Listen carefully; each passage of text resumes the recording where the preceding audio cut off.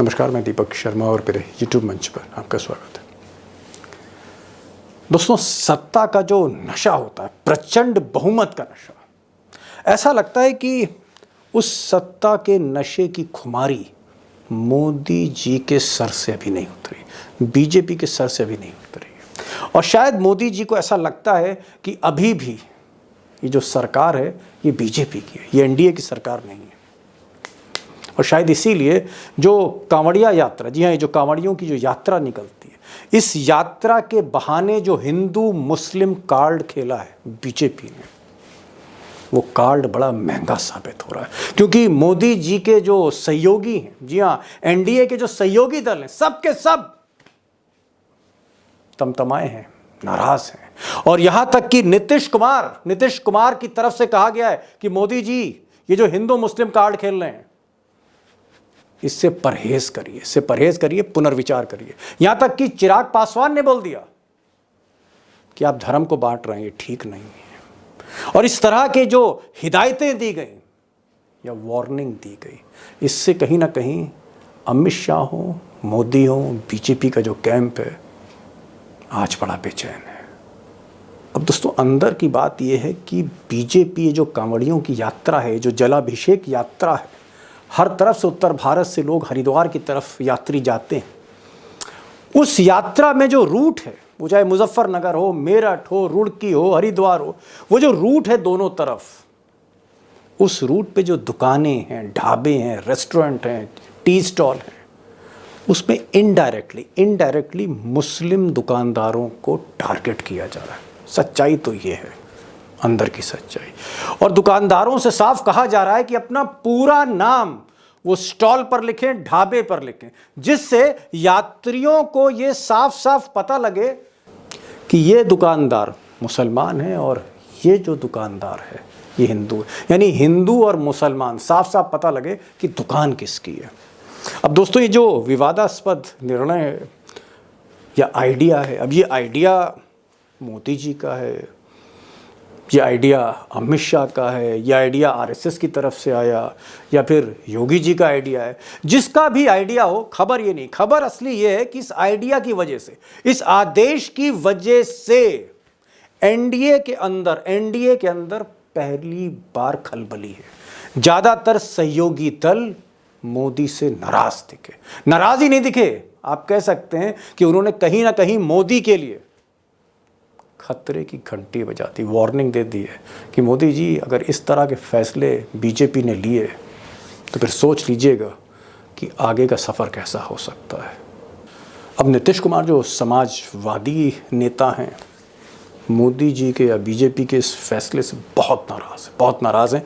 और इसीलिए उनके जो राष्ट्रीय प्रवक्ता हैं केसी त्यागी, उन्होंने साफ साफ कहा कि मोदी जी, आप तो सबका साथ सबका विकास की बात करते हैं, सबको साथ लेके चलना चाह रहे हैं, और यहाँ पर आपकी जो सरकार है, वो चाहे प्रदेश की सरकार हो, वो सीधे सीधे हिंदू और मुसलमान को बांट रही है, उनको आइडेंटिफाई कर रही है, उनकी पहचान को बताया जा रहा है, और उसके पीछे कहीं ना कहीं सांप्रदायिक राजनीति हो रही है।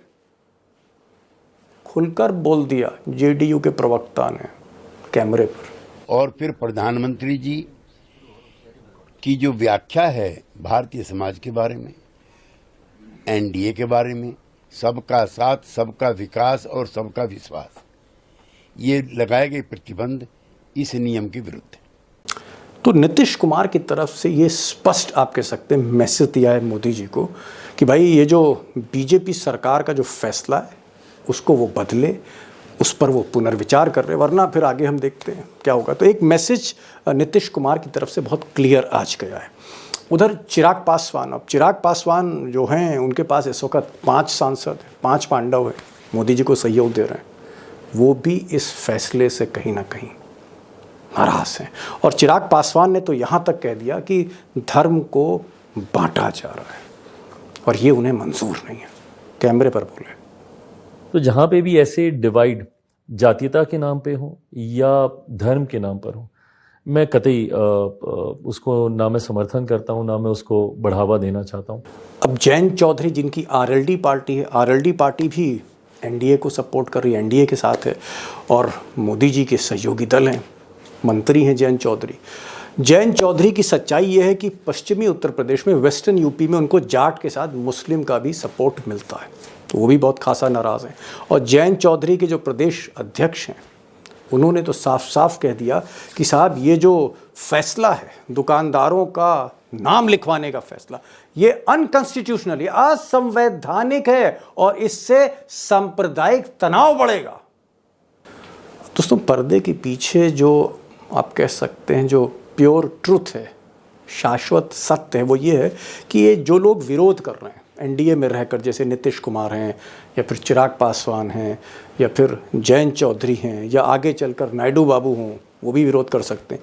ये लोग इसलिए विरोध कर रहे हैं क्योंकि अपने अपने इलाकों में इन्हें मुस्लिम वोट मिलता है, मुस्लिम समर्थन मिलता है, और इनको लगता है कि अगर ऐसे मौके पर ये मोदी के साथ कहीं खड़े दिखे या मोदी के विचारों को पर इन्होंने मोहर लगा दी तो फिर मुस्लिम नाराज़ हो सकता है। और मुस्लिम के नाराज़ होने का मतलब है कि राजनीति कहीं ना कहीं खत्म हो सकती है। तो वो एक खतरा है जिसकी वजह से ये लोग विरोध कर रहे हैं। और ये मैसेज है मोदी जी को भी कि भाई सोच समझ के फैसले लीजिए, हमारा ख्याल रखिए, हम आपको छोड़ भी सकते हैं अगर आप हमारे राजनीतिक मकसद का ख्याल नहीं रखेंगे। अब दोस्तों, ये जो विवादास्पद फैसला है, इसके पीछे क्या सोच है, क्या पॉलिटिकल ऑब्जेक्टिव है, क्या सोच है, ये तो मोदी जी और योगी जी ही बता पाएंगे जिसने फैसला लिया या जो जिनका आइडिया था। लेकिन मैं एक सवाल सामने आपके ज़रूर रखना चाहूँगा कि क्या ये शुरुआत है एनडीए के भीतर, जिस तरह से आज चिराग पासवान, नीतीश कुमार या जयंत चौधरी इन्होंने रिएक्ट किया। आगे मैंने कहा कि नायडू बाबू भी कर सकते हैं क्योंकि नायडू बाबू की पॉलिटिक्स भी कहीं ना कहीं उसमें मुस्लिम सपोर्ट है। तो क्या ये जो आज जिस तरह से रिएक्ट किया है एनडीए के पार्टनर्स ने, ये पहली दरार है और ये दरार आगे और गहरी हो सकती है, इतनी गहरी हो सकती है कि सरकार चलाना मुश्किल हो जाए मोदी जी के लिए अगर वो हिंदुत्व के एजेंडे को फॉलो करते हैं। दो खास मेहमान हैं हमारे साथ, उमाकांत लखेड़ा होंगे, एक्सपीरियंस्ड हैं, मोदी जी की पॉलिटिक्स को समझते हैं, नीतीश नायडू की पॉलिटिक्स को समझते हैं। हमारे साथ केपी मलिक होंगे जो मुजफ्फरनगर को बिलोंग करते हैं, हालांकि दिल्ली में रिपोर्टिंग करते हैं। जयंत चौधरी को जानते हैं और इस कांवड़िया यात्रा और जिस तरह की चीज़ें हो रही हैं उसको ग्राउंड ज़ीरो से आपको बताएंगे हकीकत क्या है और इसका इम्पैक्ट क्या होगा। तो ज़्यादा समय नहीं लूँगा, केपी मलिक साहब के पास चलते हैं और उमाकांत लखेड़ा साहब के पास चलते हैं। लखेड़ा साहब, मेरा स्पष्ट प्रश्न है, सीधा सवाल है और मैं संक्षेप में जवाब चाहता हूं कि मोदी और शाह का इस बात का एहसास नहीं है कि उनकी सरकार बैसाखियों की है और जिस तरह से हिंदू मुस्लिम की राजनीति कर रहे हैं, क्या मोदी जी भूल गए हैं कि वो नीतीश कुमार के सहयोग से उनकी जो है सरकार बनी हुई है, चिराग पासवान के सहयोग से बनी है और वो लोग जो है सेकुलर पॉलिटिक्स करते हैं। क्या सवाल मेरा ये है कि मोदी और शाह, नीतीश कुमार, चिराग पासवान और जयंत चौधरी, जिन्होंने आज तीनों ने विरोध किया जो कुछ हो रहा है ये हिंदू मुस्लिम की राजनीति कांवड़ यात्रा को लेकर, क्या मोदी और शाह अभी भी ओवर कॉन्फिडेंस में है? देखिए मोदी और शाह का जो कॉन्फिडेंस है और ओवर कॉन्फिडेंस है और जो उनकी फितरत है, जब सरकार की फॉर्मेशन हो रही थी तो उन्होंने केवल एनडीए का तो नाम लिया, लेकिन उन्होंने स्पीकर से लेकर के तमाम मंत्री जो बनाए उन्होंने कहीं एनडीए को कोई अहमियत नहीं दी है। और वो अभी उसी एक अलग दुनिया में जी रहे हैं कि अरे एलाइज है, क्या कुछ नहीं बिगड़ता, टेकन फॉर गारंटेड, उनको गारंटेड के रूप में ले रही है। हमारे ये कहाँ जाएंगे, ये हमसे कहाँ जाएंगे, ये मंत्रिमंडल मंत्री पद छोड़ेंगे तो कहाँ जाएंगे, इनका तो कोई एग्जिस्टेंस नहीं है। लेकिन इनको ये बात भूल रहे हैं, ये बात भूल रहे हैं कि देखिए जब कोई मीनार गिरती है तो उसकी जो एक एक ईंट का बड़ा इंपॉर्टेंस होती है, उसकी नींव में जो ईंट लगी है। और आप ये सोचें कि 2 एमपी हैं चौधरी साहब के, जयंत चौधरी जी के 2 एमपी वाले क्या करेगा हमको, हमारे पास तो नायडू साहब है जो 18-20 एमपी के साथ अपने इलाज के साथ हमें सपोर्ट कर रहे हैं। नीतीश कुमार क्या करेंगे, चिराग पासवान के 5 एमपी क्या करेंगे। ये जो मुगालता इन लोगों का है, ये मुगालता और सबसे बड़ी बात क्या है, इसका इनको पता है कि इस पर रिएक्शन होगा। ये इतने मासूम नहीं है कि दुकानों पर नाम लिखे हैं, ये इतने मासूम नहीं, इनको पता है कि इसका एक्शन होगा, इसका रिएक्शन होगा। लेकिन मैं आपको बता दूं, ये घूम फिरा करके घृणा और नफरत की पॉलिटिक्स से बाहर नहीं निकल सकते हैं। और बाहर ये नहीं एजेंडे के निकल तहत ये सकते। सब कर, जी, ये एजेंडे के एजेंडा तहत ये जानबूझ के कर रहा है, जानबूझ के कर जान रहे हैं ये। जी, जानबूझ के करे। लखेड़ा साहब का एक बड़ा, मैं कहूंगा बड़ा स्वीपिंग स्टेटमेंट है कि जानबूझकर मोदी और शाह इस तरह की राजनीति कर रहे हैं, ये इनका एजेंडा है और हिंदू मुस्लिम राजनीति को एक बार फिर से कहीं ना कहीं धुआं दिया जा रहा है, आग दिखाई जा रही है। केपी भाई, आप तो 15 20 25 साल से नीतीश कुमार को देख रहे हो, केसी त्यागी जो उनके एम्बेसडर हैं जनता दल के, उनको भी आप देखते हो, जयंत चौधरी को आप बहुत अच्छी तरह से जानते हो, आपने तो बचपन से बढ़ते हुए देखा है जयंत चौधरी को, या फिर चिराग पासवान है उसको भी आप बहुत पहले से जानते हो, 10 15 साल से जानते हो। मैं ये कह रहा हूं कि मोदी जी को बिल्कुल परवाह नहीं है चिराग पासवान की, नीतीश कुमार की, नायडू की, जयंत चौधरी की, जो उनकी बारात में सहयोगी दल है। ही हैज नो रिस्पेक्ट, किसी के लिए कोई रिस्पेक्ट नहीं है, अपने मन की करना है, हिंदू मुस्लिम राजनीति ही करेंगे। क्या वो भूल गए हैं कि नीतीश कुमार और चिराग पासवान बिना मुस्लिम समर्थन के वो सीटें नहीं जीत सकते हैं? तो मोदी जी क्या अभी भी ओवर कॉन्फिडेंस में है, और ये महंगा पड़ेगा उनको इस तरह के फैसले। देखिए दीपक जी, पहले तो आपको ये समझना पड़ेगा कि मोदी शाह उस हैंगओवर से बाहर नहीं आए हैं जो वो ओहो, पिछले 10 साल से देख रहे हैं। वो अभी भी हैंगओवर। उसी हैंगओवर में है, उसी हैंगओवर में है वो। कुमारी नहीं उतरी, हाँ, सत्ता के कुमारी नशे उतरी की। नहीं है उनकी। जी जी जी, लेकिन उनको ये नहीं पता कि जो उनकी बैसाखी है दोनों तरफ तीनों तरफ, वो बहुत कमजोर हो चुकी है। और एक बैसाखी भी जरा सी खिसकी वो गिर जाएंगे। जैसा अभी लखेड़ा साहब ने कहा कि ये फर्क नहीं पड़ता कि जैन के 2 हैं, चिराग पासवान के 5 हैं। तो अगर ये जाते हैं तो आपको नहीं भूलना चाहिए कि केसी त्यागी कोई अपने मन से थोड़ी कह रहे हैं, नीतीश कुमार के इशारे पे ही वो बोल रहे होंगे। जयंत चौधरी के प्रदेश अध्यक्ष, उत्तर प्रदेश के अध्यक्ष का अगर ट्वीट आया है तो बिना जयंत से पूछे हुए तो उसकी औकात है नहीं कि वो ट्वीट कर दे। आपको ये देखना होगा कि भारतीय जनता पार्टी के जो ये नेता हैं, इनको समझ में आ चुका है कि इनका खेला खत्म चारों तरफ हो चुका है और आखिर में इनके पास एक यही हथियार बचता है, हिंदू मुस्लिम वाला, और उसी को करने की कोशिश है। ये क्या पहली बार कावड़ आ रही है क्या? पहली बार ये कावड़ का प्रोग्राम चल रहा है क्या? 7 साल से आपकी उत्तर प्रदेश में सरकार है, 10 साल से आपकी भारत में सरकार है, पहली बार ऐसा हो रहा है क्या? भाई साहब, 2-2.5 करोड़ से अधिक लोग वहां से कावड़ लेकर निकलते हैं, मुजफ्फरनगर से गुजरते हैं, और ये सारा जो सामान है कावड़ सजाने का, कावड़ बनाने का, ये सब मुस्लिम समुदाय के लोग करते हैं। ओहो, जिस जिस ओहो। जिस लोटे में आप जल लेके आते हो, जो पीतल का लोटा होता है, वो मुरादाबाद में बनता है, वो मुस्लिम समाज के लोग कारीगर बनाते हैं। तो उनको भी हटाओगे या उस लोटे पे भी नाम लिखोगे, उसका रशीद अहमद का और उसका कादिर अहमद का नाम उस पे भी लिखोगे? ये जो आप बात कर रहे हैं, ये इसमें से बाल की खाल निकालने वाली बात है। ये एक बहाना भर है, इशारा कहीं और है और मामला जी। कुछ और है, और बहाना इसको बनाया जा रहा है। लखेड़ा साहब, बड़ी अच्छी बात मलिक साहब ने कही। उन्होंने कहा कि साहब, ये जो कांवड़ यात्रा है, क्योंकि मलिक साहब वैसे तो दिल्ली में रहते हैं लेकिन रहने वाले मुजफ्फरनगर के हैं, और ये कह रहे हैं कि मैं बचपन से कांवड़ यात्रा देख रहा हूं, ये कोई नई चीज नहीं है कांवड़ यात्रा, ऐसा कभी नहीं हुआ। इवन योगी ने, पहले योगी भी 7 साल से मुख्यमंत्री हैं, उन्होंने नहीं किया। मलिक साहब का ये कहना है कि हिंदू मुस्लिम राजनीति को फिर से गरमाने की कोशिश है, क्योंकि बीजेपी को लगता है कि उत्तर प्रदेश में जो हार मिली, बड़ी भयावह हार मिली है, कहीं ना कहीं जो सांप्रदायिक ध्रुवीकरण है उसको अब थोड़ा सा बढ़ाना होगा, क्योंकि बाई इलेक्शंस भी हैं, फिर हरियाणा में भी चुनाव है। तो क्या आपको लगता है कि मोदी, शाह या बीजेपी फिर से हिंदू मुस्लिम राजनीति को गरमाना चाहती है? और अगर गरमा रही है तो क्या ये रॉन्ग स्टेप है? क्योंकि अब बीजेपी, मोदी जी खुद कह रहे हैं कि ये बीजेपी गवर्नमेंट नहीं है, इट इज एनडीए गवर्नमेंट। क्या एनडीए और बीजेपी के फर्क को मोदी जी नहीं समझ पा रहे हैं?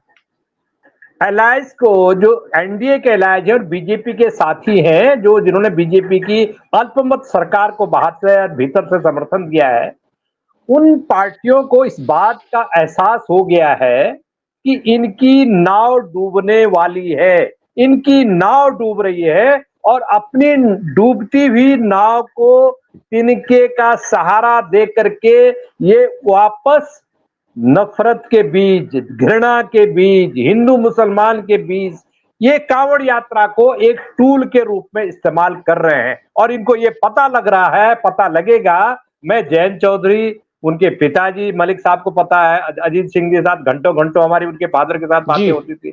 उनके मन में कहीं इस तरह का, पश्चिमी उत्तर प्रदेश में इस तरह की राजनीति आप कर ही नहीं सकते। वहां तो जो खाप पंचायतें उनके में मुसलमान और ये मिलकर के सारे राजनीति करते हैं, मिलकर के फैसला करते हैं। तो मेरा ये कहना है गंगा जमनी सियासत है वहां।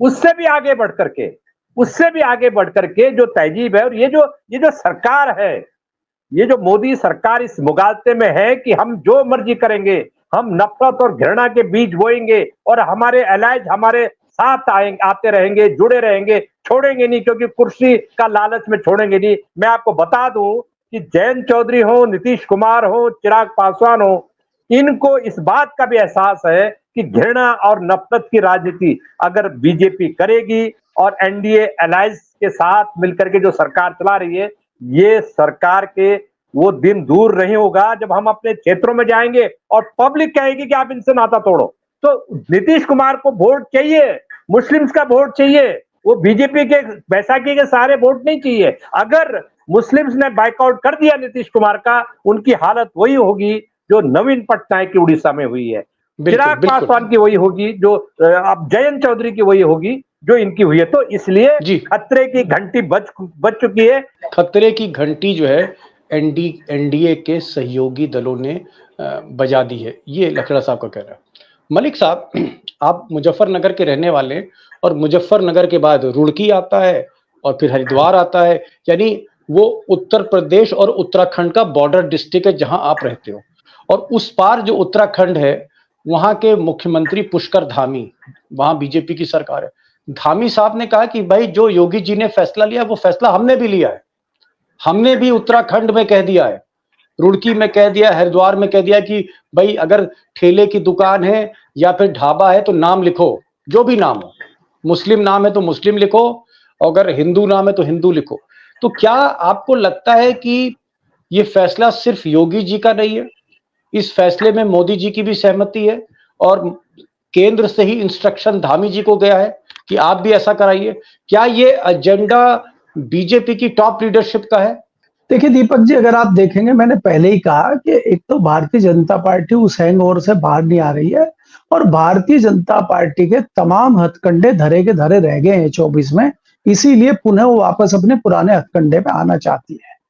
अब मैं बात थोड़ा सा एलाइज के बारे में करना चाहता हूं। जैसे कि बीच में अगर हम जयंत चौधरी की बात करें या पासवान जी की बात करें, आप देखिए 2017 का विधानसभा का इलेक्शन, 2019 का लोकसभा का इलेक्शन, जीरो पे सिमट गए थे आप भाजपा के प्रभाव में आके, एक मुसलमान ने आपको वोट नहीं दिया था। तो आप जो आज जहां हैं, चाहे वो 2 लोकसभा की सीटों के साथ जयंत चौधरी खड़े हों और चाहे वो 8-9 विधायकों के साथ खड़े हों, वो विधायक जो उनके हैं वो मुसलमानों के सहायता से हैं।